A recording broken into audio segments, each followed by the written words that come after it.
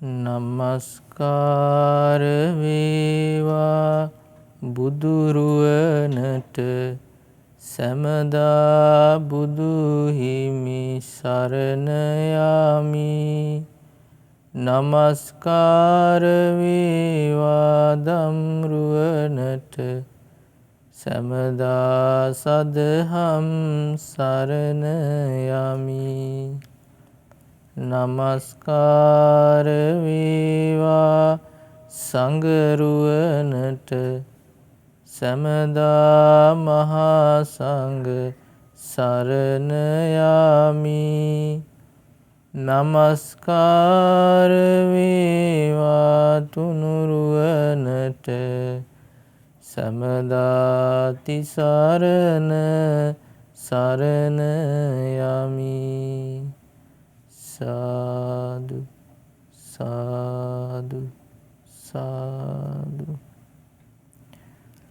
මාගේ ගුරු දේවෝත්තම පින්වත් ලොකු ස්වාමීන් වහන්සේට මාගේ නමස්කාරය වේවා. සාදු සාදු සාදු. ශ්‍රද්ධාවන්ත පින්වත්නි, වෙනද වගේ මේ ඉරිදා දවසේ මේ පින්වත් පිරිස මේ සූදානම් වෙන්නේ බුදුරජාණන් වහන්සේ විසින් දේශනා කොට වදාළ ඒ උතුම් ත්‍රිසද්ධර්මය ශ්‍රවණය කරන්න. ඉතින් අද මම මේ පින්වතුන්ට බුදුරජාණන් වහන්සේගේ ධර්මයේ තියෙන ඒ උතුම් දහම් කාරණා කිහිපයක් සිහිපත් කරලා දෙන්නම්. හොඳට අහගෙන ඉන්න, නුවණින් කල්පනා කරන්න. පින්වත්නි,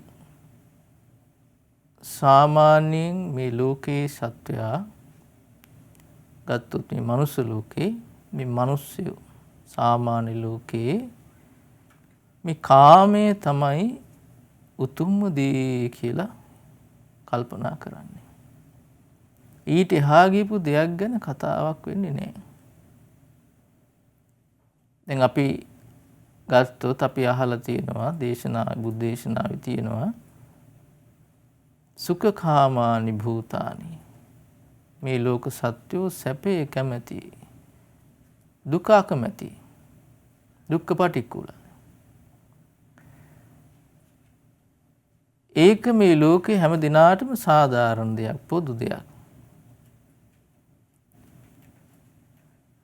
හැබැයි මේ සැප කැමති වුණාට, දුක අකමැති වුණාට මේ ලෝකේ බොහෝ දෙනෙකුට උරුම වෙන්නේ දුකයි. හේතුව තමයි හැබෑම සැපේ මොකක්ද කියලා දන්නේ නැහැ. ඒ දන්නේ නැති නිසා ඒ සැබෑ සැපේ කරා යන්න මහන්සි ගන්නෑ. ආයෙමත් දුකට පැමිණෙන්නේ.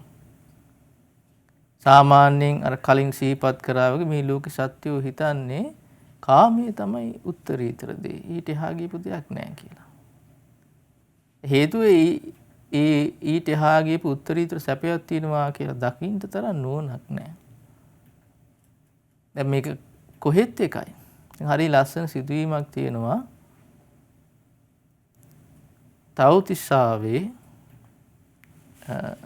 තව්තිසා දිව්‍ය ලෝකේ තියෙනවා නන්දන වනය කියලා දිව්‍ය උද්‍යානයක්. හරි ලස්සනයි.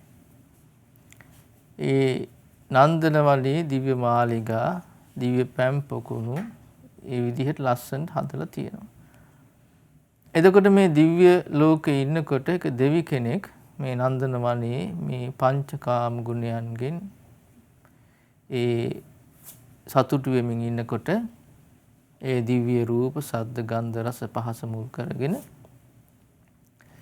මේ දෙවි කෙනාගේ මුවින් එකපාරට මෙන්න මේ වගේ ප්‍රකාශයක් නිකුත් වුණා. මොකද්ද? මේ තව්තිසාවේ දෙවියන්ගේ ලස්සන දිව්‍ය මාලිගා තියෙන මේ නන්දන වනයේ ගැන කෙනෙක් දන්නේ නැත්නම්, දකින්නේ නැත්නම් එයා මේ ලෝකේ සැපේ කියන්නේ මොකද්ද කියලා දන්නේ නැහැ. එතකොට ඒ වෙලාවේ දෙවි කෙනාගේ හිතේ තිබුණ කල්පනාව තමයි මේක තමයි උත්තරීතර වූ සැපය. මේ නන්දන වනයේට ඇවිල්ලා මේ කාලා බීලා සතුට වෙලා ඉන්න එක. ඒ ලස්සන දිව්‍ය රූප දකිමින්, දිව්‍ය ශබ්ද අහමින්, දිව්‍ය ගඳ සුවඳ විඳිමින්, දිව්‍ය රස විඳිමින්, දිව්‍ය පහස විඳිමින් ඒ විදියට සතුටු වෙන එක තමයි උත්තරීතර දේ කියලා කල්පනාව තිබුණේ. ඒ නිසා තමයි ඒ කෙනා ඒ දෙවි කෙනාගේ මුවින් පිට උනේ වගේ අදහසක්. මේ විදිහේ සැපයක් ගැන දන්නේ නැත්නම් වැඩක් නැහැ. දැන් පින්නතනි මනුස්ස ලෝකේ පවා කතා අහලා නැන්ද? යම් කිසි රූපයක් දැක්කා. දැකලා කියනවා මේ රූපේ දැකලා නැද්ද? නෑ. ඒ නොදකපු දැස කුමටද? වැඩක් නෑ. මේ සද්දය අහලා නැද්ද? ඒක අහලා නැත්තම් වැඩක් නෑ. මේ කාමයන් ගැන කියන්නේ. මොනවා හරි කෑමක් කාලා කියන මේ කෑවේ නැද්ද? නෑ. කෑවේ නැත්තම් වැඩක් නෑ. මොනවා හරි පහසක් විඳලා කියන මේ වගේ පහසක් ලැබලා නැද්ද? නෑ. එහෙනම් මේ ජීවිත වැඩක් නෑ. ඒකට මේ අදහස් වලින් පේන්නේ ඒ උත්තරීතර දේ කියලා හිතන් ඉන්නේ කාමයේ කියන එක. ඉතින් මෙතන හරි ලස්සන සිදුවීමක් වුණා පින්වත්නි. තව දෙවි කෙනෙක් ඉඳියා ඒ ළඟ අර දෙවි කෙනා අර විදිහේ කතාවක් කියනකොට ඒ දෙවි කෙනා අර දෙවි කෙනාට උත්තර දෙනවා මොකද්ද? අනේ මෝඩයෝ. හරි රස ඒ වචනේම කියනවා. කෙලින්ම කියනවා අනේ මෝඩයෝ. ඔබ ඇත්තටම සැපේ කියන්නේ මොකද්ද කියලා දන්නේ නැහැ.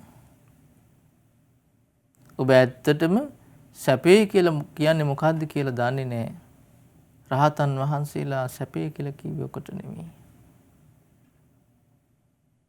එතකොට මේ සැපේ කියන දේ අර්ථය මොකද්ද උත්තරීතර දේ කියලා දන්නේ නැතිකම නිසා තමයි අර විදිහේ කල්පනාවන් හිතේ වැඩ කරන්නේ අර විදිහේ කතාවන් කියන්නේ.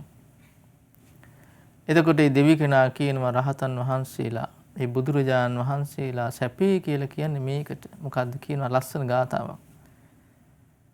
කියනවා සබ්බේ සංඛාරා අනිච්චා බලන්න. සීල සංස්කාරයන් අනිත්‍යයි.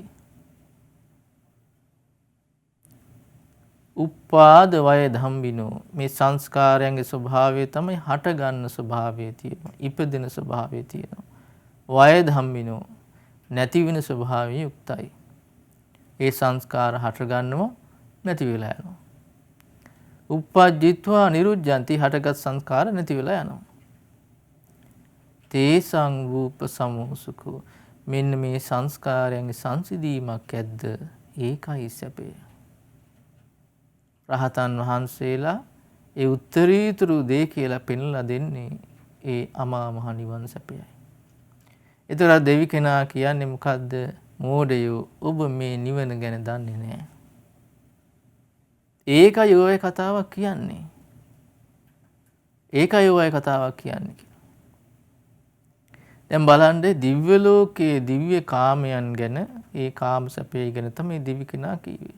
ඉතින් මනුස්ස ලෝකයේ මේ තියෙන හීන වූ කාමයේ ගැනත් ඒ විදිහට කල්පනා කරනවා නම් අර විදිහ හිතවිල්ලක් හිතරිනවා කියන එක හරිය දෙයක් නෙමෙයි.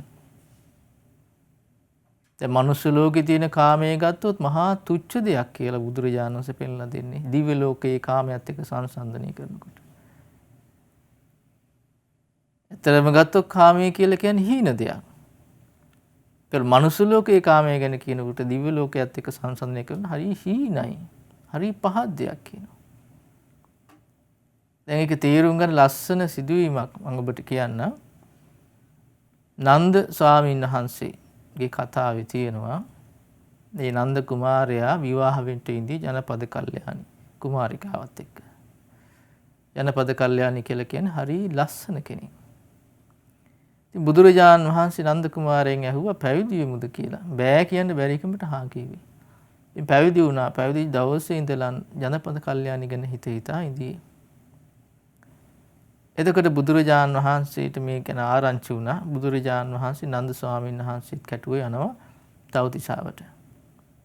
තවතිසාවට ගියාට පස්සේ දිව්‍ය අප්සරාව පිරිසක් ඇවිල්ලා බුදුරජාණන් වහන්සේටයි නන්ද ස්වාමීන් වහන්සේටයි වන්දනා කරලා පිටත් වෙනවා. ඒතර බුදුරජාණන් වහන්සේ ඇහුවා නන්ද ස්වාමීන් වහන්සේගෙන් නන්ද මේ දිව්‍ය අප්සරාවන් කොහොමද? හරි ලස්සනයි. කොච්චර ලස්සනද? ගොඩාක් ලස්සනයි. එතකොට ජනපද කල්යාණි ස්වාමීනි මට දැන් හිතෙන්නේ මෙහෙම මේ දිව්‍ය අප්සරාවන් එක්ක ජනපද කල්යාණි තිබුණොත් ජනපද කල්යාණි නිකන් නාකි වැඳිරියක් වගේ කියනවා. දැන් බලන්න ගත්ත උපමාව. ඊට එහා දෙයක් ගන්න තිබුණා නම් ගනි. නාකි වැඳිරියක් කියලා කියන්නේ වඳුරා කියන සත්වයා සාමාන්‍යයෙන් ලස්සන කෙනෙක් නෙමෙයි හාපැටියෙක් වගේ කියලා කියන්නේ. ඒකත් නාකි වෙච්චි. ඒතකොට බලන්න දිව්‍ය ලෝකයේ තියෙන රූපයත් එක්ක සංසන්දනය කරනකොට මනුස්ස ලෝකේ උත්තරීතරයි කියපු රූපේ තිබුණු තැන. ඒතකොට හිතලා බලන්න මනුස්ස ලෝකේ තියෙන මේ කාමයේ කියන දේ කොයිතරම් හීන දෙයක් වෙන්න ඇද්ද. ඒතකොට බලන්න මේ සත්‍යයේ මුලාව කියලා කියන්නේ අපිට ඒ රූපය, ඒ ශබ්දය, ඒ ගඳ සුවඳ, ඒ රස, ඒ පහස දෙක හිතනවනේ මේක තමයි සැපය කියලා. දැන් ඇත්තටම ගත්තොත් ඒ ඇහෙන් රූප බලලා ඒ රූපය මුල් කරගෙන සැපක් සොම්නසක් හට ගන්නවා. සද්දය අහනකොට සැප සොම්නසක් හට ගන්නවා. ගඳ සුවඳ විඳිනකොට සතුටක් සොම්නසක් හට ගන්නවා. කෑමක් කනකොට රසයක් දැනෙනකොට සතුටක් සොම්නසක් හට ගන්නවා. පහස ලබනකොට යම් සැපයක් තියෙනවා. හැබැයි තේරුම් ගන්න ඕන මොකද්ද මේක නෙමෙයි උත්තරීතර දේ. මේක හීන වූ දෙයක් කියන එක. ඒතර ඒක දන්නේ නැතිකම නිසා තමයි ඒ කාමයන්ට වසඟ වෙලා මේ සත්‍ය දුක උරුම කරගෙන මේ සසර ගමනක යන්නේ. සසර ගමන කියන්නේ ඒ මෝඩකම නිසා. ඒ අපි කාටත් ඒක වෙලා තියෙන්නේ. ඉතින් ඒකෙන් බේරෙන්න තමයි බුදුරජාණන් වහන්සේ මේ මඟ පෙන්වන්නේ මේ ධර්මයේ. ඉතින් ඒක තේරුම් ගත්ත නුවණැති උදවිය පින්වත්නි ඒ කාම සැපයට වසඟ වෙන්නේ නැතුව ඒ කාමයන් නික්මවා ගියපු ඒ උත්තරීතර වූ සැපේ කරා ගියා. ඉතින් අද මම මේ පින්වතුන්ට මේ සිහිපත් කළ දෙන්න කල්පනා කළේ ඒ සම්බන්ධව කියවෙන හරි ලස්සන දේශනාවක්. කාම සූත්‍රය. සුත්ත නිපාතයේ අටක වර්ගයටයි අයිති. මේකේ ලස්සන සිදුවීමක් තියෙනවා. ඒ කියන්නේ බුදුරජාණන් වහන්සේ එක ගොවි මහත්තයෙකුට තමයි මේ දේශනාව කරන්නේ. ගොවි මහත්තයා කුඹුර වගා කරනවා. මේ කුඹුර වගා කරලා ඉවරනකොට ඒ කුඹුර විනාශ වෙලා යනවා. කුඹුරේ අස්වැන්න නෙලන්ට යනකොට. ඒ වෙලාවේ මේ ගොවි මහත්තයාගේ හිතේ බොහෝ පීඩාවටපත් වෙනවා. එතකොට බුදුරජාණන් වහන්සේ ඒ වෙලාවේ තමයි මේ ගොවි මහත්තයාට මේක විස්තර කරලා දෙන්නේ. ඒතර මේ සිදුවීමේ තියෙන පුදුම සහගත දේ තමයි ලස්සන දේ තමයි බුදුරජාණන් වහන්සේ මේ ගොවි මහත්තයා මේ කුඹුර හාන පටන් ගන්න දවසේ ඉඳලා හැමදාම මේ ගොවි මහත්තයා මුණ ගැහෙන්න යනවා. කුඹුර හාන දවසේ යනවා, නිහිර බදින දවසේ යනවා, වල් ගන්න දවසේ හැමදාම යනවා. එතකොට මේ හිත හම්බෙච්ච ඇතිවෙච්ච හිතවත්කමත් එක්ක මේ ගොවි මහත්තයා හිතනවා මේ අස්වැන්නෙන් කොටහක් මම ශ්‍රමණ ගෞතමයන් වහන්සේට පුදනවා. ඊට පස්සේ මේ ගෝයම හැදිලා ලස්සනට සරුසාරව හැදිලා තියෙනවා. ඊට පස්සේ අස්වැන්න නිලන දවසට කලින් දවසේ මේ අහවල් දවසේ දැන් අස්වැන්න නිලනවා කියලා හැටි පිට ඉන්න කලින් දවසේ ගම් වතුරක් ඇවිල්ලා මේ කුඹුර විනාශ වෙලා යනවා. මෙයාට දරා ගන්න බැරි වුණා. ඒත් බුදුරජාණන් ඒ වෙලාවේ තමයි මේ ධර්මයේ කියලා දෙන්නේ. මේ කාමයන්ගේ තියෙන අනිත්‍ය ස්වභාවය මේ නිවන කියන දේ තුළ තියෙන උත්තරීතර සැපේ. ඒත් බුදුරජාණන් මේ අවස්ථාව වෙනකන් තමයි මේ විදිහට හැමදාම ඒ ගොවි මහත්තයා හම්බෙන්න ගියේ බලන්න බුදු කරුණාව. මේ අවස්ථාවේ තමයි යා හිතන්න පටන් ගන්න වෙලාව. ඉතින් හරි ලස්සනට මේ කාමයන්ගේ යථා ස්වභාවය ගැන බුදුරජාණන් වහන්සේ පෙන්වලා දෙනවා. මේ දේශනාවේ තියෙන බලන්ට කාමං කාමේ මානස්ස තස්ස චේතං සමිජ්ජති අද්ධාපීති මනෝ හෝති ලද්ධා මච්චෝ යදිච්ඡති කියනවා.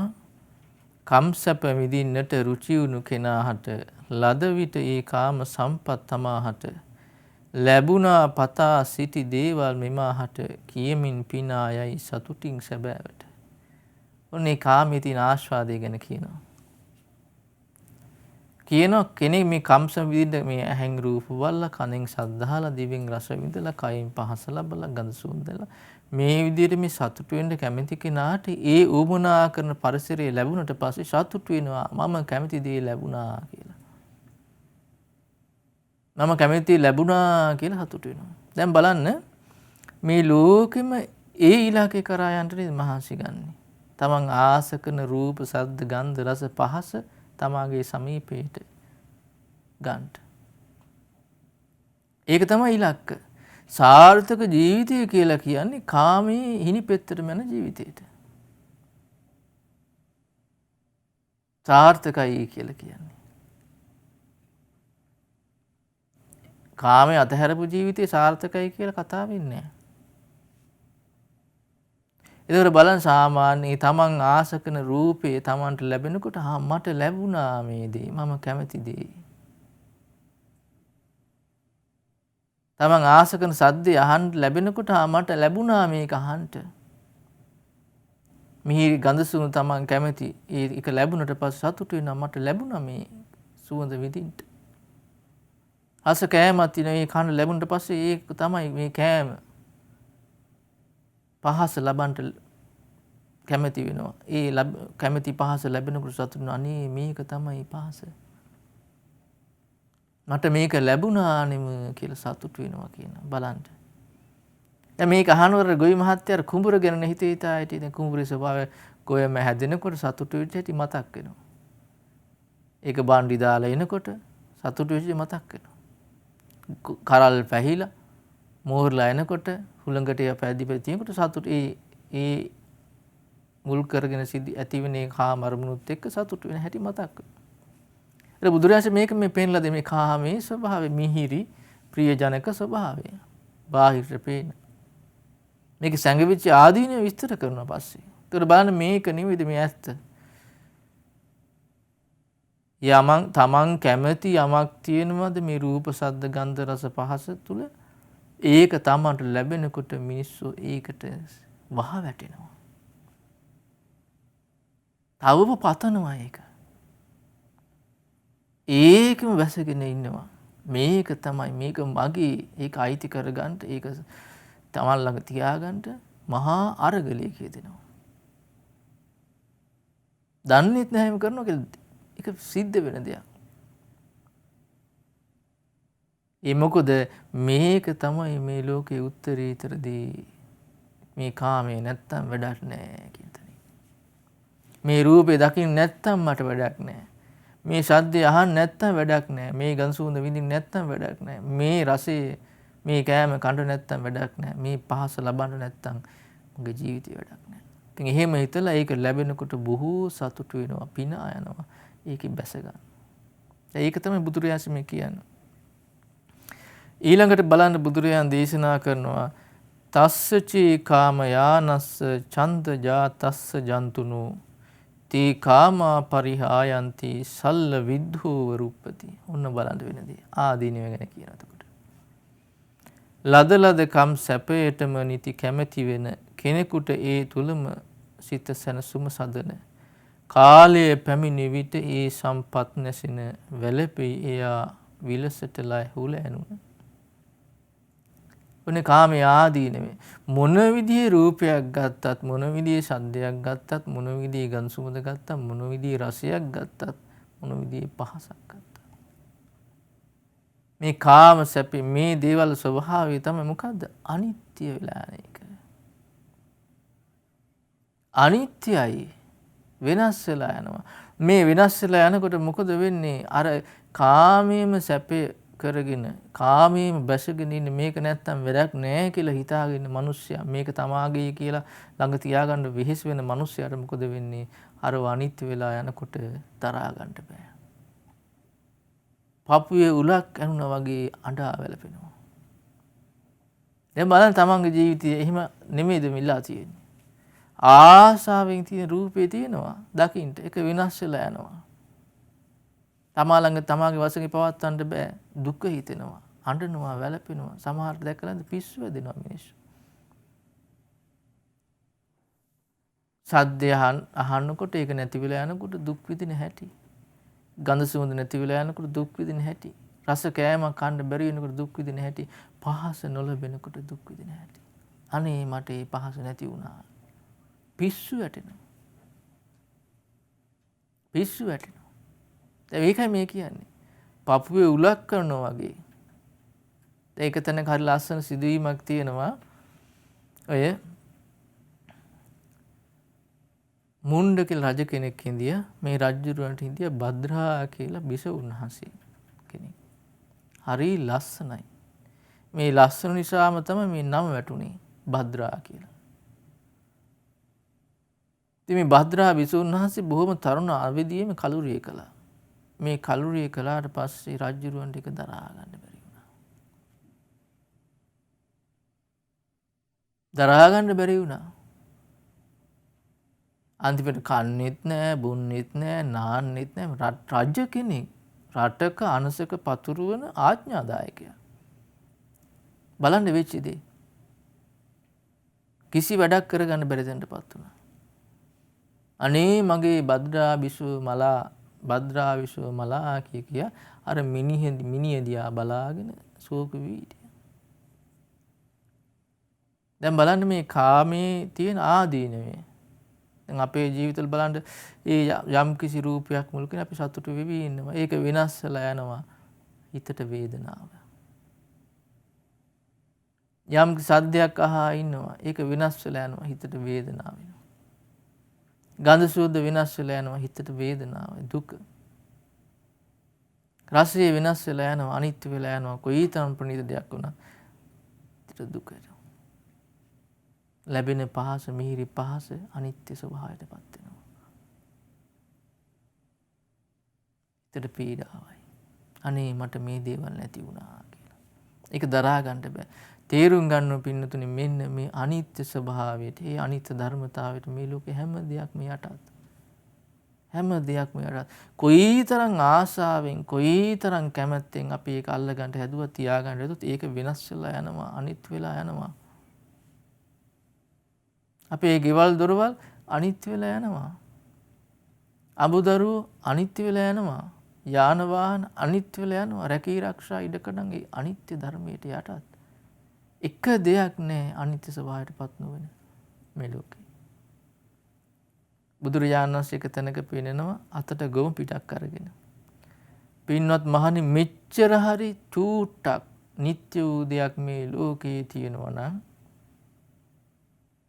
නිවන කියලා දෙයක් පැනවෙන්නේ නැහැ කියනවා. එච්චරවත් දෙයක් නිත්‍ය වූ දෙයක් නෑ මේ ලෝකේ. ඉතින් ඒක තමයි අපි තේරුම් ගන්න ඕනේ. ඒක තේරුම් ගත දවසට අර කාමයන්ගේ මුසපත් වෙන්නේ නැහැ. කොයිතරම් ප්‍රණීත වූ දේවල් තමා ළඟ තිබුණත් රූප, ශබ්ද, ගන්ධ, රස, පහස මුල් කරගෙන ඒවා අනිත්‍ය වෙලා යනකොට ඒ මුල් කරන පීඩාවටපත් වෙන්නේ නැහැ. දැන් මම තේරුම් ගන්න හොඳ උදාහරණයක් කියන්නම්. විශාකා මහෝපාසිකාවගේ ජීවිතය ගත්තොත් බලන්න විශාකාව අවුරුදු 7 දී තමයි මේ නිවන ගැන තේරුම් ගත්තේ. සෝතාපන්න ඵලයටපත් උනේ විස්තර තියෙන්නේ. ඊට පස්සේ අවුරුදු 16 දී විවාහ වුණා. එතකොට මේ විවාහ මංගල්‍ය ගැන කියනකොට කියනවා මාස 4ක් වස් කාලයක් පුරාවට විවාහ උත්සවය තිබිලා තියෙනවා. හේතුව තමයි මේ තාත්තට වුණා දෝනියන්දට විශාකාගේ පියතුමා දරංජි සිටුතුමාට වුණා විශාකාවට විවාහ වෙන දවසේ තෑග්ගක් දෙන්න පිට ගෙදරට යන දවසේ මහා මේල පළඳනවා. ඒක හදන්න මාස 4ක් ගියා. ඉතින් 4 පුරාවට මංගලෝත්සවය තිබුණේ. ඊට පස්සේ විවාහ වෙලා ගියා. ඉතින් විශාකාව යම්කිසි ගමම්බ යනකොට මේ මහා මේල පැලඳගෙන යන්නේ. ඒක පැලඳුවට පස්සේ විස්තර වල තියෙන හිසේ සිට දෙපතුල දක්වා මේ ශාරීරික ආභරණ වලින් සැරසලා. සාමාන්‍ය කෙනෙකුට ඒක පළඳින්න බෑ. හරි බරයි. රාන් රිදියෙන් හදලා තියෙන එක. මුතුමැණික් ඔබලා. එතකොට දවසක් විශාඛාව මේ ගමනක් ගිහිල්ලා එනකොට හිතුණා ජේතවනාරාමයට වඩින්න ඕන බුදුරජාණන් වහන්සේ බහැ දකින්න. එතකොට මේ විච්චූරණ මේ ආභරණය පැළඳගෙන යන්නේ බුදුරජාණන් වහන්සේ ඉස්සරහට යන එක ගැලපෙන්නේ කියලා මොකද කරේ? මහා මේල පළඳන ගලවලා සේවිකාවක් අතට දුන්නා මේක තියලා තියන්න. පරිස්සම් කරලා තියාගන්න කියලා. කියලා ජේතවනාරාමයට ගිහිලා බුදුරජාණන් වහන්සේ මුණ ගැහිලා දහම් කතාව කරලා ආපහු ආවා. ධර්මයේ සීකර කරාව අර මහා මේල පළඳනාම අමතකයි. එතකොට ගෙදර ගියාට පස්සේ විශාඛාව සේවිකාවෙන් අහුව කෝ ආභරණේ. එතකොට තමයි සේවිකාවටත් මතක් වුණේ. සේවිකාව සමහරට ඒ ධර්මයේ සීකර කරෙන්න ඇති ආභරණ තිබුණින් ගන්න අමතක වුණා.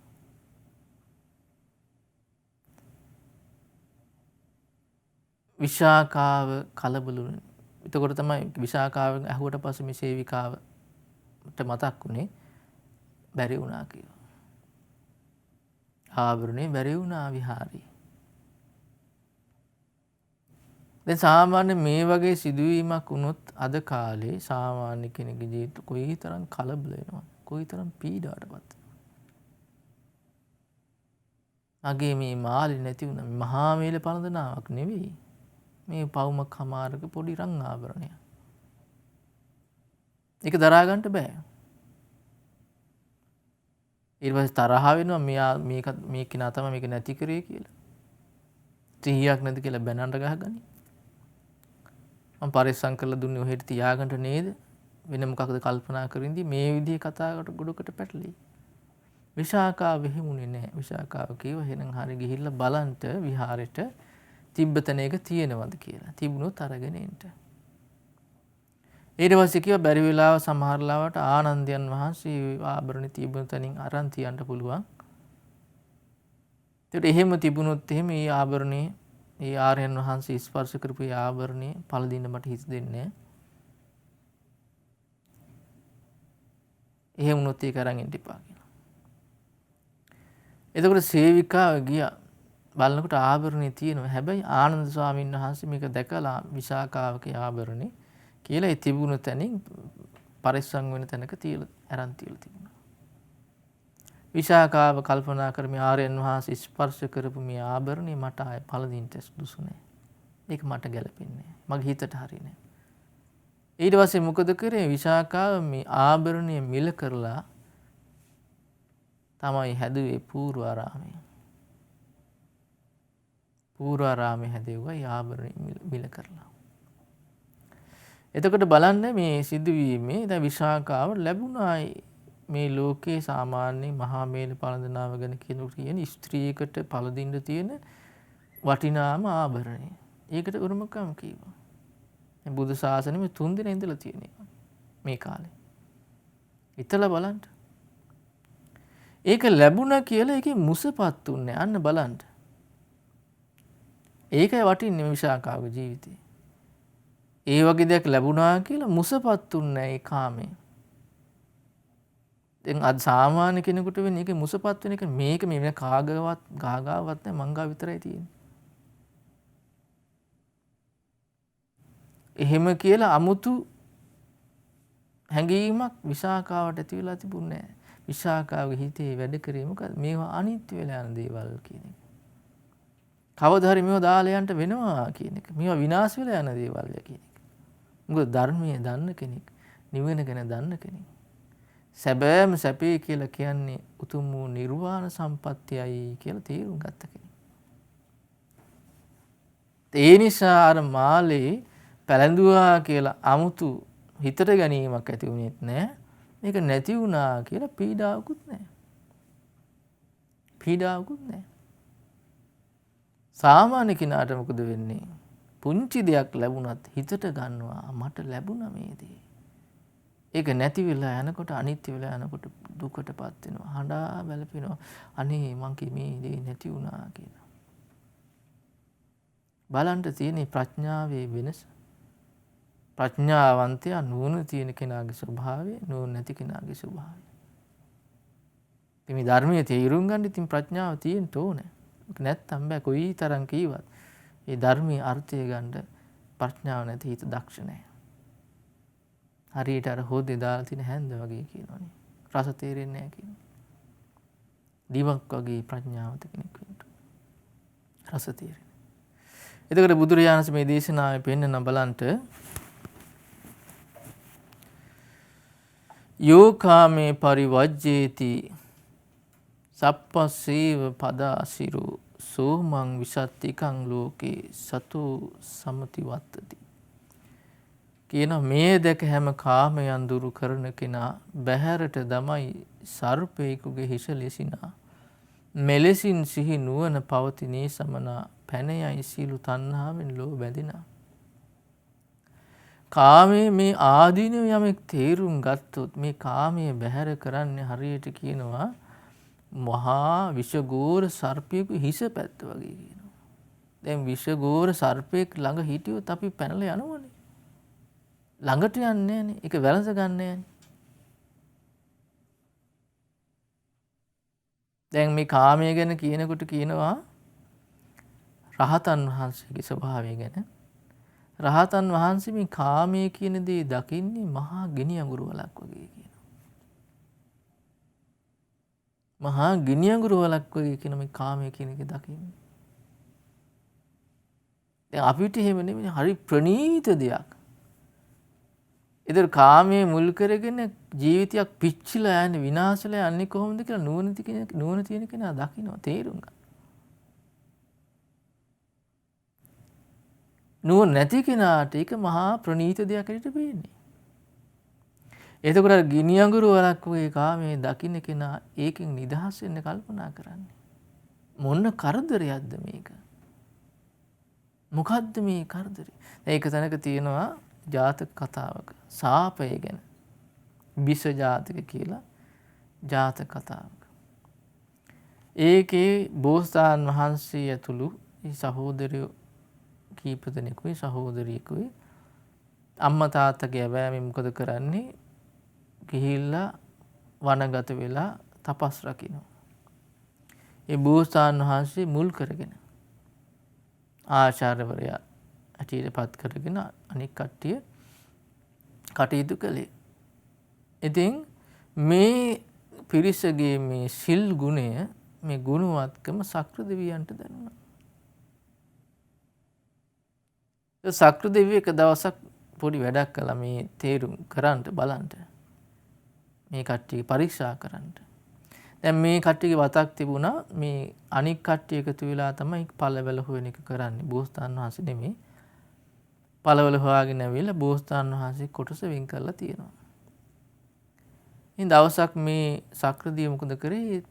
සක්‍රදිය මේ බෝසතාණන් වහන්සේගේ පළවැල කොටස ආහාර කොටස අතුරුදහන් කළා. බෝසතාණන් වහන්සේ බැලුවා ආහාර නැහැ හිතුව අත්පැරදීමක් වෙන්න ඇති අමතක වෙන්න ඇති කියලා. දෙවෙනි දවසෙත් බැලුවා. දෙවෙනි දවසෙත් කල්පනා කරා මොකක් හරි අතපසුවීමක් වෙන්න ඇති කියලා.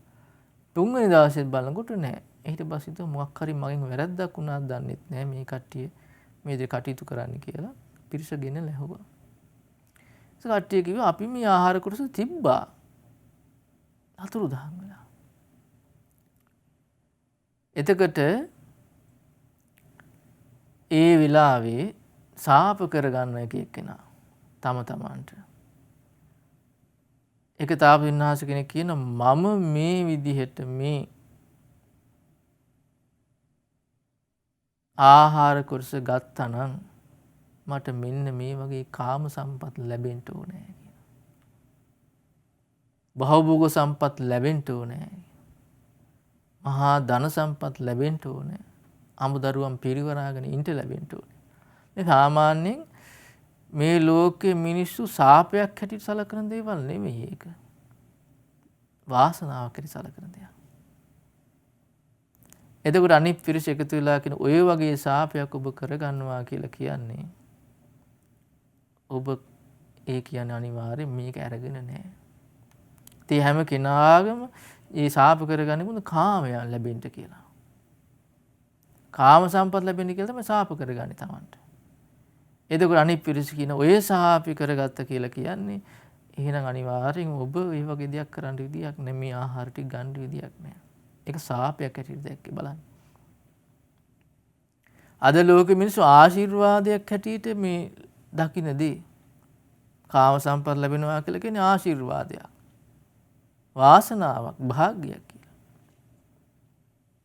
බලන්න මේ නුවණැත්තන්ගේ ලෝකේ ඉදි දකින්න වෙනස. මොකද තේරුම් අරගෙන ඉතින් මේකේ ආදීනව මොකද්ද කියලා. ඒකයි මේ උත්තරම හැම වෙලාවෙම මේ කාමයන්ගේ නිදහස් වෙන්න කල්පනා කරන්නේ. දැන් බෝසතාණන් වහන්සේගේ බෝසත් ජීවිත ගැන කරන විස්තර තියෙනවා බොහෝ ජීවිතවල. මේ ධන සම්පත් සියල්ල අතහැරලා යනවා නෛෂ්ක්‍රම්‍යයට. මහා ධන කුවේරු වෙලා ඉන්නවා. කල්පනා කරන මේ ධනෙ තියාගෙන මම මොනව කරන්නද? මේ ධනෙ හම්බ කරපු කට්ටියම දාලා ගිය මොවත් මේව දාලා යනවා. කියලා ගෙවල් දොරවල් අතහැරලා දාලා කැමති කෙනෙක් මේව ගන්නට කියලා තියලා තපස් රකින්න. අද කාලේ හීනකින් වහිතේද? ඇයි කාමී ආස්වාදෙමයි පේන්නේ ආදීනෙමයි දකින්න. ආදීනෙ කොයිතරම් පියුණොත් ආස්වාදෙමයි සිහි කරන්නේ. ඒ නිසා ඒක නිදහස් වීමක් ගැන හිතන්නේවත් නැහැ. ඒ කාමයෙන් වෙන් වෙන්න වෙනකොට දුක පීඩාවටපත් වෙන එක වෙන්නේ. ඒක විඳ ඉන්නවා. නුවණ තියෙන කෙනායම නෑ. දැන් එක තැනක තියෙනවා සරභංග කියන ජාතකයේ අපගේ මහා බෝසතාණන් වහන්සේ දඹදිවටම අග්‍ර ධනුර්ධරය වෙනවා. ඒක ශිල්ප දක්වනවා. ඒ ශිල්ප දක්වනකොට පිරිස හරිය සතුටු වෙනවා. ඒ ශිල්ප දක්වන එකේ විස්තරය තියෙනවා ඒ ස්ථානයේ අඹ ගහක අඹ වල්ලක් තියෙනවා.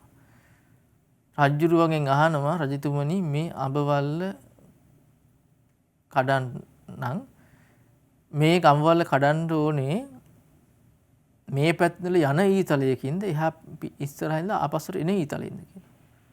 යන ඊතලෙන් කඩනවා දැකලා තියෙනවා ආපස්සට එන ඊතලෙන් කඩන්න කියනවා. එතකොට මේ විස්තරේ තියෙනවා බෝසතාණන් වහන්සේ එක ඊතලයක් ඉදන අඹ නැටි චුට්ටක් කැපිලා යන්න. ඒත් එක්කම දෙවෙනි ඊතලෙ විදිනවා ඊට වඩා වේගයෙන් අර ඊතලේ පිටිපස්සේ. එතකොට මොකද වෙන්නේ? මේ දෙවෙනියට ගිහපු ඊතලේ අනික ඊතලේ වදිනවා. වැදිලා ඒක ආපස්සට හැරෙනවා. ආපස්සට හැරිලා එනවා ඇවිල්ලා ආපු ගමන් අර අඹ වල්ල කපාගෙන ඉන්නේ. අඹ වල්ල කපාගෙන එක අතින් අඹ වල අල්ල ගන්නවා අනික අතින් ඊතලය යනවා. එක ඊතලය දිව්‍ය ලෝකෙට යනවා. දිව්‍යරුවෙක් ගන්නවා. එතකොට මේක දැකලා මේ හපංකම දැකලා ඒ විදි බොහෝ ශිල්ප දක්වනවා. බොහෝ ධන සම්පත් දෙනවා. එතට කියනවා ඇවිල්ලා මේ සේනා විභාරකාර්ය ගන්නට තනතුරක් දෙනවා රජේ. ඊට බෝසතාණන් මං හෙට එන්නම් කියලා යනවා ගෙදර. ගිහිල්ලා කල්පනා කරනවා මේ දේ කරන්න ගියොත් මට මේ ධන සම්පත් ආශ්චර්ය ලැබෙනවා. ඊළඟට මං අකුසල කරන්න ගන්නවා.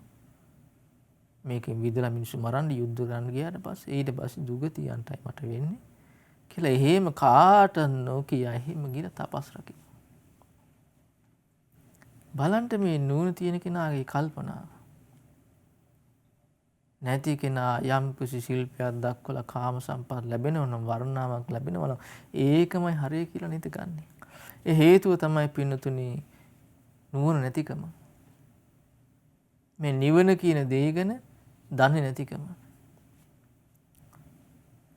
මෙච්චර මේ ඇහිලත් අපිට ඒක තේරුම් ගන්න බැරි නම් අපි තරම් අවාසනාවන්ත කවුරුත් නෑ. දැන් බුද්ධ දේශන හරිය ලස්සන මේ කාරණේ බුදුරජාණන්සේ පැහැදිලි කරලා පෙන්නලා තිනවා. මේ කාමයේ නෙමෙයි උත්තරීතර වූ දේ. ඒවා අනිත්‍ය වෙලා යනවා. ඒවා වෙනස් වෙලා යනවා. උතුම් නිවනයි වටින්නේ කියන එක. ඉතින් ඒකයි මේ කියන්නේ මේ කාමයේ ආදීනවේ දකින්න නුවණ තියෙන කෙනා භයානක විෂකෝර සර්පයෙක් වගේ කියන මේ කාමයේ බැහැර කරලා තෘෂ්ණා දුරු කරලා නිවන අවබෝධ කරගන්නවා. ඊළඟට බලන්න කියනවා කෙත්තං වත්තුං හිරඤ්ඤං වා ගවාසං දාස පෝරිසං තියෝ බන්දු පුතු කාමේ යෝ නරෝ අනුගිජ්ජති. කියන කේතුවත් රන් රුවන් මිහි කරුවන් ආදී ගවයන් අසුන් හා නෑහින් ඇති විහිදී බොහෝ කාමයන් සිතමින් එයටම පැහැදී ගිජුවන කෙනා සිත විනතක නොම යාදී. බලන්න මේ කියන කතාව. රන් රිදී මුතුමැණික් ගෙවල් දොරවල් යාන වාහන ඉඩකඩම් අමුදරුවෝ ඥාති මිත්‍රාදී ධන සම්පත්. ඉතින් මේ වගේ ලැබෙන කෙනා ඒ වගේම බැහැගෙන ඉන්නවා වසඟයට පත් වෙලා ඉන්නවා කියනවා වෙන දෙයක් ගැන නෑ. ලෝකෙම යාගේ ඒක. ලෝකෙ මේක. ඒ කාමය. දැන් මේ කාමය ගැන කියනකොට බලන්න බුදුරජාණන් වහන්සේගේ දේශනාවේ තියෙන දේ සංකප්ප රාගෝ පුරිසස්ස කාමෝ. මේ කාමය කියලා කියන්නේ හිතවිල්ලකට ඇලී යාමක් කියනවා. ඇත්තටම තියෙන දෙයක් නෙමෙයි. නේතේ කාමායානි චිත්‍රානි ලෝක. මේ බාහිර තියෙන විස්තර ලෝකේ කාමය කියලා දෙයක් නෑ කියනවා. සංකප්ප රාගෝ පුරිසස්ස කාම. කාමය කියලා කියන්නේ මේ හිතවිල්ලකට ඇලී යාමක්. හිතේ ඇති වෙන කල්පනාව. ඇත්තටම තියෙන දෙයක් නෙමෙයි. බලන්න මුලාව. තිත්තන්ති චිත්තානි තතේව ලෝකේ අතිත්ත ධීරා මිනියන්ති චන්දං. නුවණ තියෙන කෙනා මොකද කරන්න කියනවා මේ බාහිර ලෝකේ තියෙන දේවල් ඒ විදිහට තියෙන්න දෙනවා කියනවා. පිළ තමන්ගේ හිතේ ඇති වෙන මේ ආශාව යැලීම දුරු කළා දානවා. දැන් මානව ජීවිතය ගත්තොත් යම්කිසි රූපයක් දැකලා අපිට ඒකට ආස වෙනවා. ඒ රූපෙම දකින්න ඊගාමොත එපා වෙනවා. මන් හිතේ ඇති වෙන කල්පනාව නේද? යම්කිසි රූපයකට එක්කෙනෙක් ආස කරන එක්කෙනෙක් කැමති නෑ. එක කෙනා හිතන රටාව. ඊට පස්සේ කැමති කෙනා කැමති නැති වෙන සමහරට කැමති නැති කෙනා කැමති වෙනවා. ඒ රූපේට. එකම රූපේට. හේතුවයි ඒ වෙලාවේ හිතේ ඇති වෙන වෙනස. බලන්නනේ මේ හිතේ ස්වභාවය මේ සංකල්පයට ඇලී යාමක් කියන. ඉතින් නුවණ තියෙන කෙනා මේක හඳුනාගෙන අර ඇලෙන ස්වභාවය දුරු කරනවා නුවණින් දැකලා. නුවණ දියුණු වෙනකොට යාගේ හිතේ ඒක පිහිටන්නේ ආසාව පිහිටන්නේ. මොකද යා ඊට වඩා උත්තරීතර දෙයක් ගැන දන්න කෙනෙක් වෙනවා. ඒකයි. නැති කෙනාට මොකද වෙන්නේ? යාගේ හිත වසඟයට පත් වෙන එක. මේක තමයි හරය. මේක තමයි සැපය. මේක මගේ ආ. ඒතර බුදුරජාණන් දේශනා කරන බලන්න එයාට වෙන දේ. අබලානම් බලීයන්ති මද්දන්ති තං පරිස්සය තතෝ නං දුක්ඛ මන්වේති නාවං භින්නමි වෝදකං කියනවා. දුරවර කෙලෙස් ඔහුව යට කරගෙන යන්නේ. කරදරකම් කටුළු ඔහුව මඩමින් ඉන්නේ. කාමයේ තුලින් ඔහු දුක වෙතම එන්නේ. හිල්ලුන නැවට ගලන ආදී කඳ වැන්නේ. කියනවා කාමයන්ගේ හිත වසඟුනොත් එහෙම කරදරකම් කටුළු තමයි යාගේ ජීවිතේට එන්නේ කියනවා. එයාගේ ජීවිතේ විනාශ වෙලා යනවා කියනවා හරියට හිල්ලුන නැවට මේ වතුර ගලනවා වගේ කියන. අර පිළිසරණක් නැහැ. පිළිසරණක් නැ ගිලෙනවා. ඒක තැනක ඔය විස්තරයක් තියෙනවා සාසන ඉතිහාසයේ. ස්වාමීන් වහන්සේලා පිරිසක් යනකොට එක හිඟන මිනිස්සෙක් ඉන්නවා. මහා තෙහෙට්ටුවට පත් වෙලා පීඩාවට පත් වෙලා ඒ යන පාරයිනේ. දැකලා මේ ස්වාමීන් වහන්සේලා hina වෙනවා. hina පාල වෙනවා. ඒතර අර මිනිස්සයා අහනවා ඉගෙන මිනිස්සයා ස්වාමීනි වහන්සේලාට පුළුවන් ද මේ ඉර හඳ අල්ලන්න? 이르දි බලයෙන් බෑ කියනවා. මට පුළුවන්කම තිබුණා කියනවා. බලන්න කාමය නිසා මට වෙච්ච දේ කියනවා. කාමයට වශයෙන් වෙච්ච එච්චර 이르දිමත් ස්වභාවයක් තිබුණු කෙනා හීන ස්වභාවයටපත් වුණා.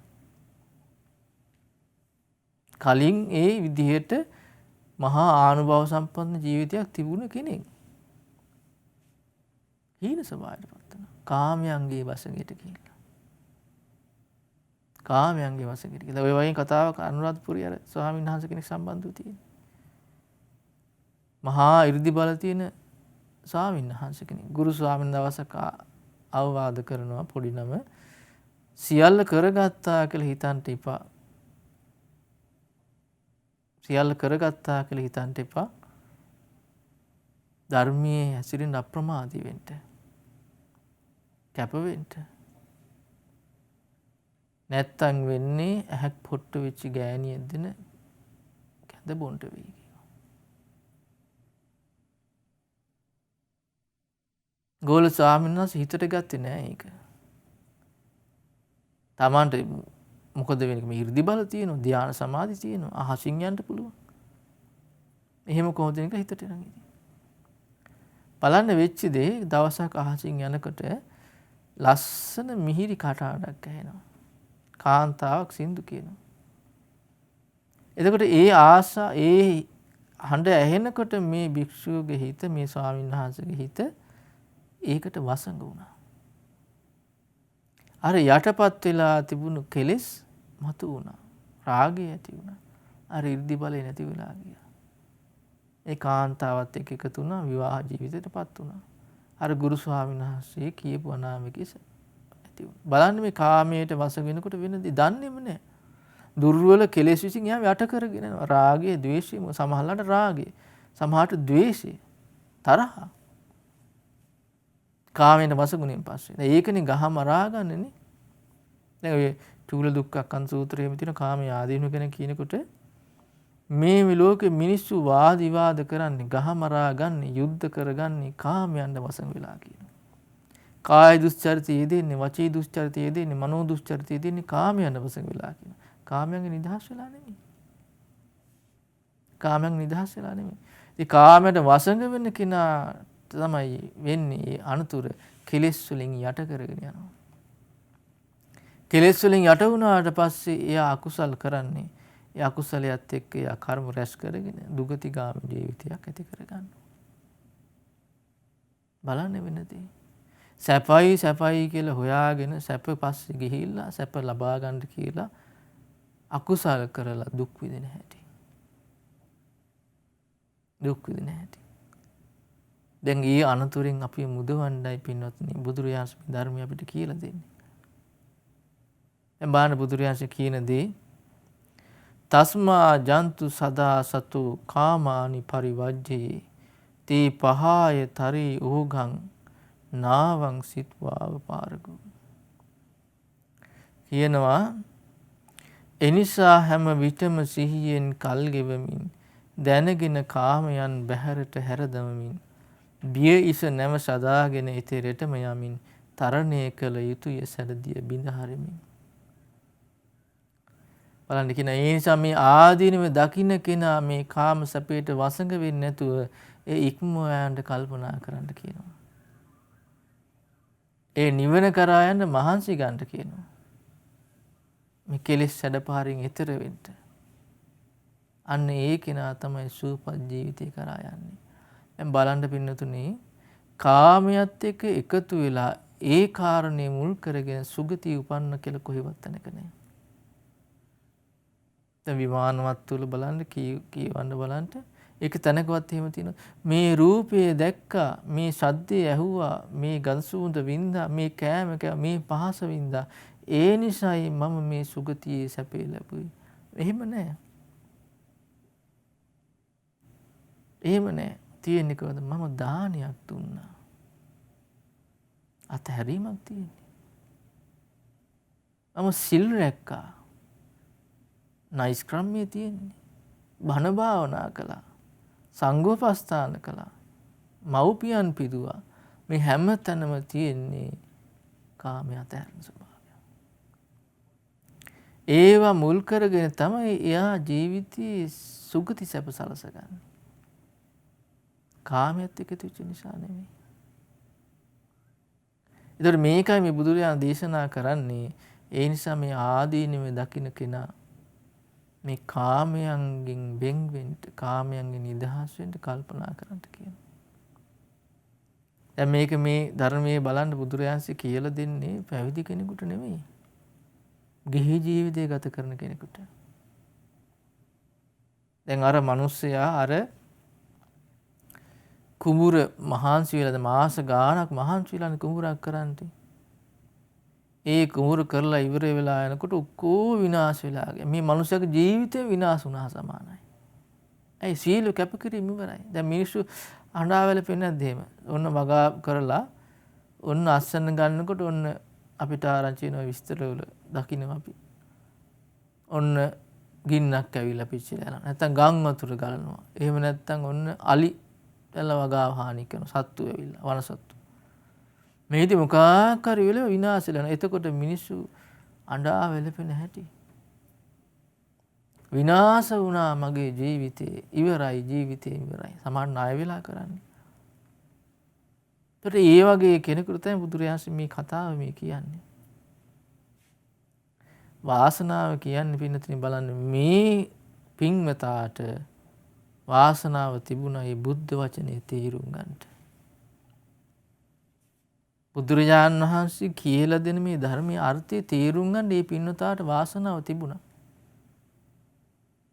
ඒ නිසා මොකද වුනේ මේ ධර්මයේ අහද්දී සෝතාපන්න මගඵල ලැබුවා. ඒකනේ කරගන්න මේ මගඵල ලැබුවා කියලා කියන්නේ සෝතාපන්න වෙච්ච කෙනාට පිහිටන ඥානයක් තියෙනවා. යං කිංචි සමුදය ධම්මං සබ්බන්තං නිරෝධ ධම්මන්ති. හේතුඵල ධර්මයන්ගෙන් යමක් හටගත්තද හේතු නිරුද්ධ වීමෙන් ඒ සියල්ල නිරුද්ධ වෙලා යනවා කියලා.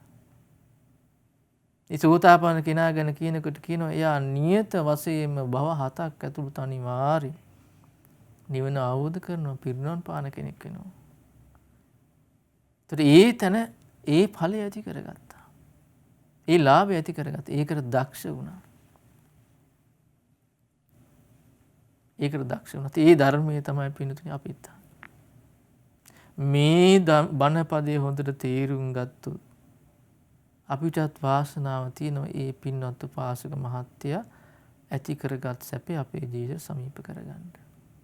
දැන් බලන්න පින්තුනි මේ සෝතාපන්න වෙනවා කියන කාරණේ කිව්වොත් බුද්ධ දේශනාව විස්තර වෙන්නේ කොයිතරම් වටින දෙයක්ද කියලා. තේරුම් ගන්න උපමාවක් කියලා දෙන බුදුරජාණන් වහන්සේ. දවසක් වෙරළු ගෙඩි 7ක් ප්‍රමාණයට පස්ගුලි 7ක් වෙන් කරලා බුදුරජාණන් වහන්සේ ස්වාමීන් වහන්සේලෙන් අහනවා පින්වත් මහණෙනි මේ පස්ගුලි 7ද ලොකු මේ හිමාල පර්වත රාජයාද? ස්වාමීනි හිමාල පර්වත රාජයා ලොකුයි කියන විශාලයි. හිමාල පර්වතයත් එක්ක සංසන්දනය කරනකොට මේ පස්කුලි 7 ගණනකටවත් ගන්න දෙයක් නැහැ. නැත්ති හා සමානයි. පින්වත් මහණෙනි ඔන්න ඔය වගේ කියනවා. සෝතාපන්න වෙච්ච කෙනෙක් ප්‍රහාණය කරපු දුක මේ හිමාල කන්ද වගේ කියනවා.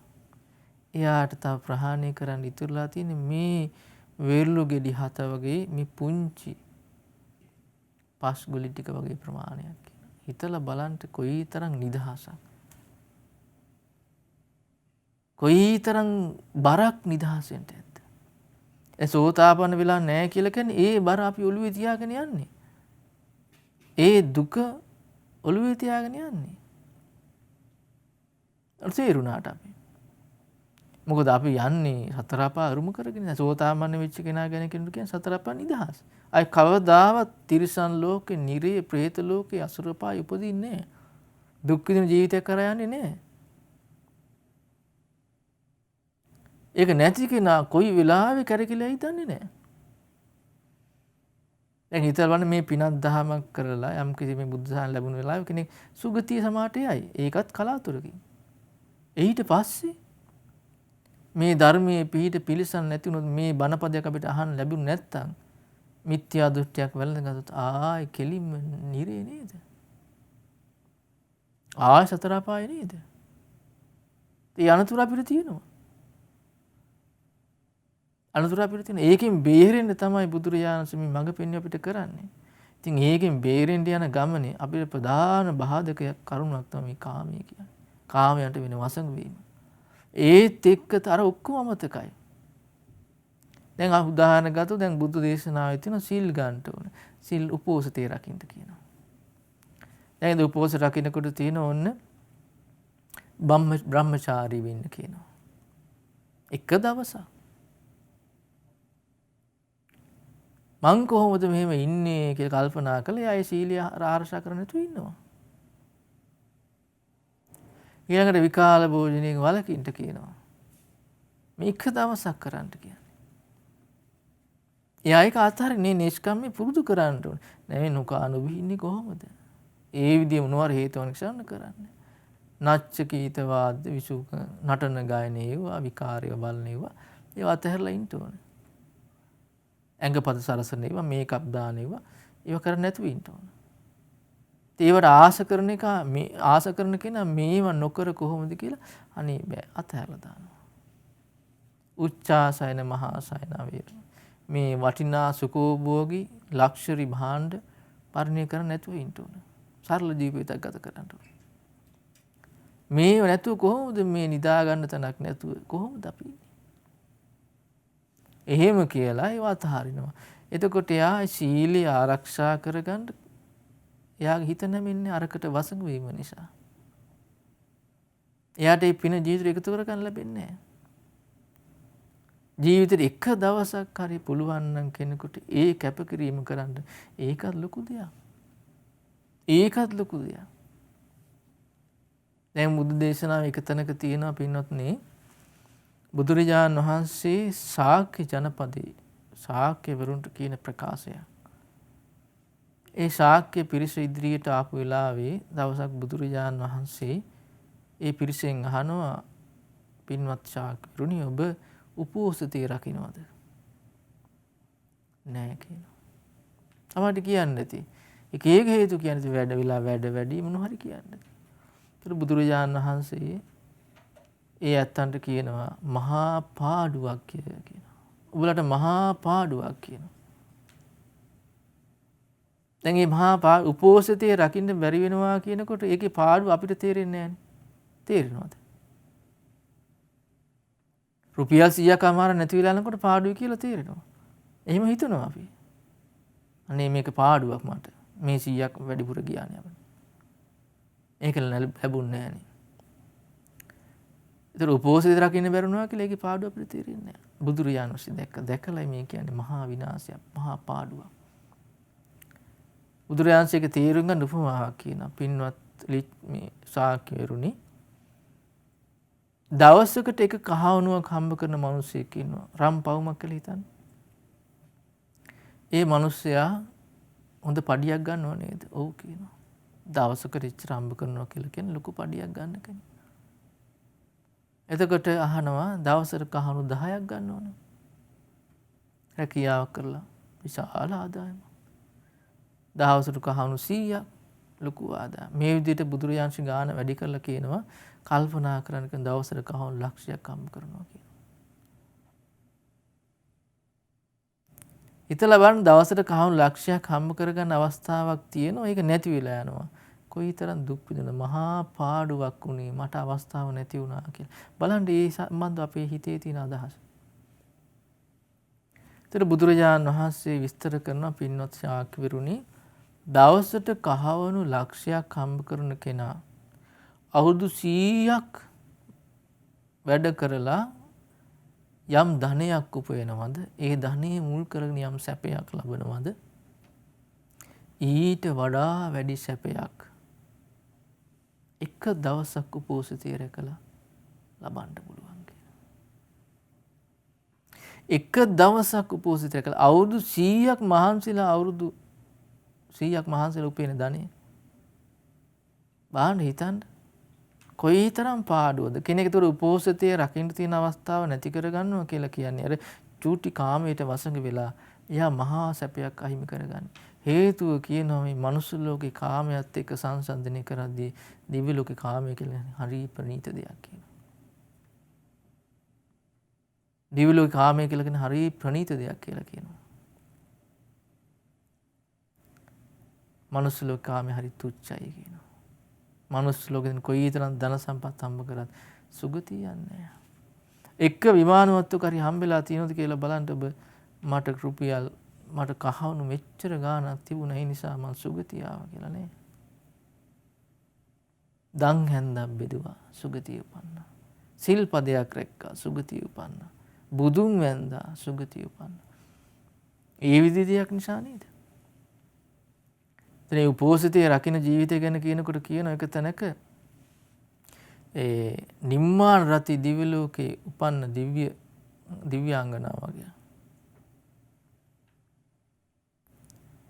ඇවිල්ලා අනුරුද්ධ මහරහතන් ඉදිරියේ පෙනී සිටිනවා.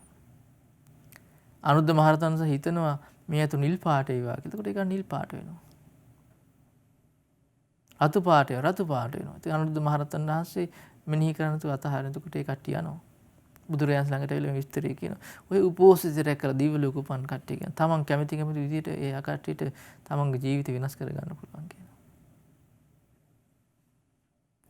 එක දවසක් උපෝසත රැක්කොත් වෙන ලාභය. දැන් බලන්න කාමයන්ට වසඟ වෙන හිත ලෑස්ති නෑ ඒක කරන්නට. ඇයි? අපරාධ මේ සැපසේ ඉඳ තියෙන ජීවිතේ මොකද මේ විනාශ කරගන්නේ? මේ හොඳට කාලා බීලා සතුටින් ඉඳ තියෙන ජීවිතේනේ. එයා දන්නේ නෑ මේ ජීවිතය කියලා කියන්නේ මේ සසර ගමනක් කියලා. මේ ජීවිතෙන් අවසන් වෙන එකක් නොවේ කියලා දන්නේ නෑ.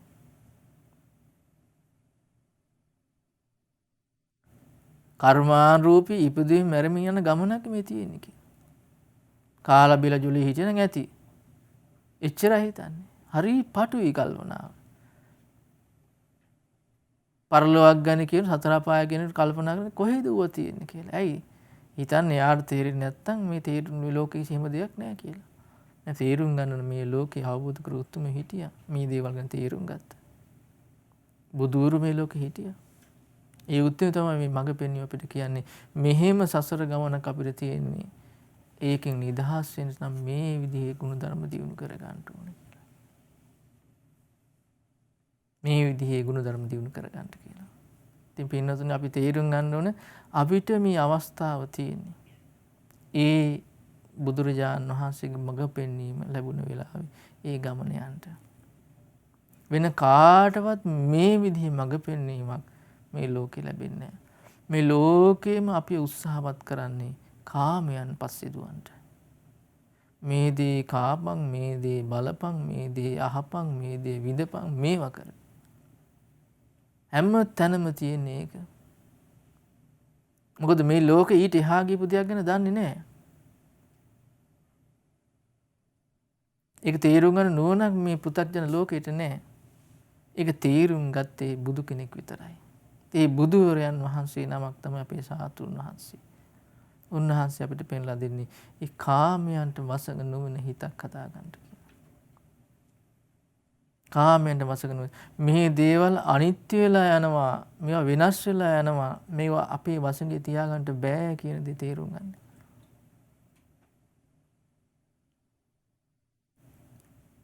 ඒක තේරුම් ගත්තොත් පින්නතුනි එයා ගිහි ජීවිතය ගත කළා වේවා, පැවිදි ජීවිතය ගත කළා වේවා, හරි සුන්දර ජීවිතයක් ගත කරනවා.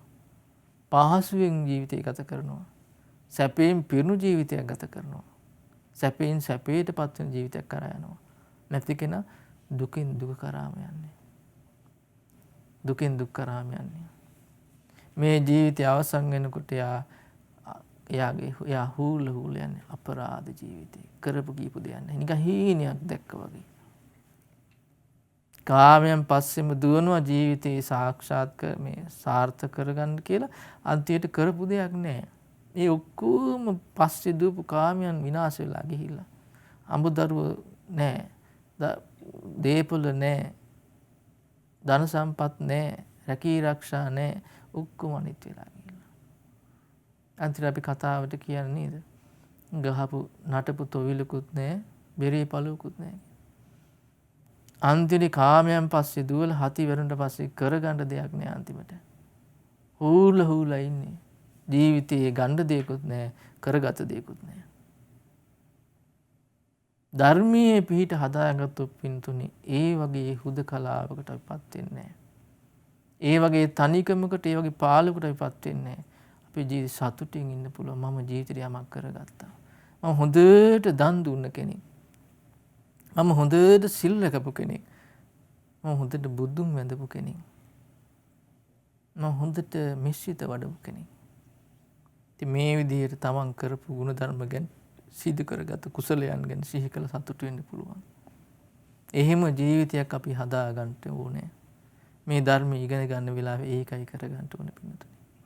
වෙන දෙයක් කරගන්න ඒ දේ කරගත්තේ නැත්නම් අපි අසරණයි.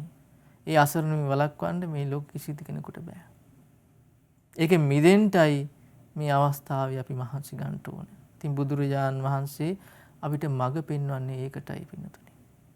අපේ ජීවිතේ තියෙන මේ අනතුරෙන් වැළකීලා සුන්දර වූ ජීවිතයක් කරා යන්න. ලස්සන ජීවිතයක් කරා යන්න. ඉතින් මේ බුද්ධ දේශනාවේ බුදුරජාණන් වහන්සේ අපිට මේ මඟ පෙන්වීම කළේ. ඉතින් මේ ධර්මයේ අහපු උපාසක පින්වතා වාසනාව උදා කරගත්ත ඒ සුන්දර ජීවිතය කරා සමීප වෙන්න. අපිටත් මේ අවස්ථාව තියෙනවා. මේ ඇහැට දකින රූපේ, කනට අහෙන ශබ්දය, දිවට දැනෙන රසය, නාසයට දැනෙන ගඳ සුවඳ, කයට දැනෙන පහස මේවා ප්‍රියමනාප තමයි. සුන්දර විදිහට පේනවා තමයි. හැබැයි මේවා අනිත්‍යයි. මේවා වෙනස් වෙලා යනවා. ඒවා පස්සේම දුවගෙන ගියා කියලා අපිට සාක්ෂාත් කළ යුතු දෙයක් නැහැ. අර්ථයක් නැහැ. ඒක නිදහස් වුණු ජීවිතයයි වටින්නේ. ඒක තේරුම් ගන්නට. බුදුවරයන් වහන්සේලා ප්‍රශංසා කළේ කාමයන් පස්සේ දුවන ජීවිතය නෙමෙයි. ඒ සත්පුරුෂයන් වහන්සේලා ප්‍රශංසා කළේ කාමයන්ගෙන් නිදහස් වෙන ජීවිතයයි. නෛෂ්ක්‍රම්‍ය කරා යන ජීවිතයයි, අවබෝධය කරා යන ජීවිතයයි. කාමයන්ගෙන් වසඟ වෙච්ච ජීවිතයට ගරහා කළා. ඉතින් බුදුරජාණන් වහන්සේ සරණ ගිය ශ්‍රාවකයෝ හැටියට අපි කල්පනා කරන්න ඕන ඒ කාමයන්ට වසඟ නොවි නෛෂ්ක්‍රම්‍ය කරා යන අවබෝධය කරා යන ජීවිතයක් ඇති කරගන්නට. අඩුම තරමේ ඒ කරා යන්න හිතේ ආසාවක්වත් ඇති කරගන්න. මම මෙහෙම කෙනෙක් වෙනවා. ජීවිත අවබෝධය කරා යන කෙනෙක් වෙනවා, නිවන කරා යන කෙනෙක් වෙනවා කියලා අවංක සිතුවිල්ලක්, අවංක කල්පනාවක්, අවංක ආසාවක් තම තමන්ගේ හිතපතුල ඇති කරගන්න. අඩුම තරමේ ඒක හරි ජීවිතයේ හිතේ මුල් බැහැගත්තොත් ඒකත් අපිට ලොකු උපකාරයක්, ලොකු වාසනාවක්. ඉතින් පින්නතුනි මේ බුද්ධ ශාසනය මුණ ගැහුණු වෙලාවේ, මේ ශ්‍රී සද්ධර්මය අහන්න ලැබුණ වෙලාවේ අපි කල්පනා කරන්න ඕනේ ඉලක්කේ කරා යන්න. ඉතින් මේ පින්වත් සියලු දෙනාට මේ උදෑසන අපි සිත පතනවා බොහෝමත් මෙසිතී මේ බුදුරජාණන් වහන්සේ වදාළ මේ ශ්‍රී සද්ධර්මය උපකාර කරගෙන කාමයන්ට වසඟ නොවුණු නෛෂ්ක්‍රම්‍ය කරා යන අවබෝධය කරා යන ජීවිතයක් ඇති කරගන්න මේ පින්වත් සියලු දෙනාටම වාසනාව උදා වේවා. ඉතින් අද ඉරිදා උදෑසන අපගේ පින්වත් ස්වාමීන් වහන්සේ අප හැම දිනාගේම සැනසීම, අපේ సంతාන සුවපත් වීම පිණිස මහා කාරුණිකයන් වහන්සේ කරුණාවෙන්ම පෙන්වා වදාළ උතුම් ශ්‍රී සද්ධර්මයේ උදෑසන අපට පෙන්වා වදාළ. ඉතින් අපි හැම දිනම ආදර ගෞරවයෙන් ගරුතර මහා සංඝරත්නයේ සමා කොටගෙන වන්දනමාන කරමු. ස්වාමීනි අපගේ নমස්කාරය වේවා. ඉරිදා උදෑසන සතියන්ත සීල භාවනා වැඩසටහන සමගින් පින්වන්ත ඔබ හැම දිනම රැඳෙන්න.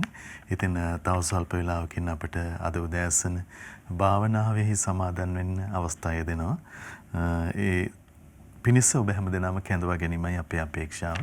ඉතින් ඊට කලින් අපි සිහිපත් කරගන්නවා කටාරී සේවයේ නියුතු පින්වත් මහේස් අසංකල්විස් පුතුණුවන් තමයි සදැහැති දායකත්වයේ දරන්නට යෙදුනේ. හැමදිනම සිහිපත් කරගන්න. අපි විරාමයකින් පස්සේ නැවත ගරුතර මහා සංඝරත්නයේ පාමුල මුණ ගැහෙමු. මෙවැනි වටිනා ධර්ම දේශනා ශ්‍රවණය කිරීමට ශ්‍රද්ධා ඩේලි YouTube චැනලය සබ්ස්ක්‍රයිබ් කරන්න.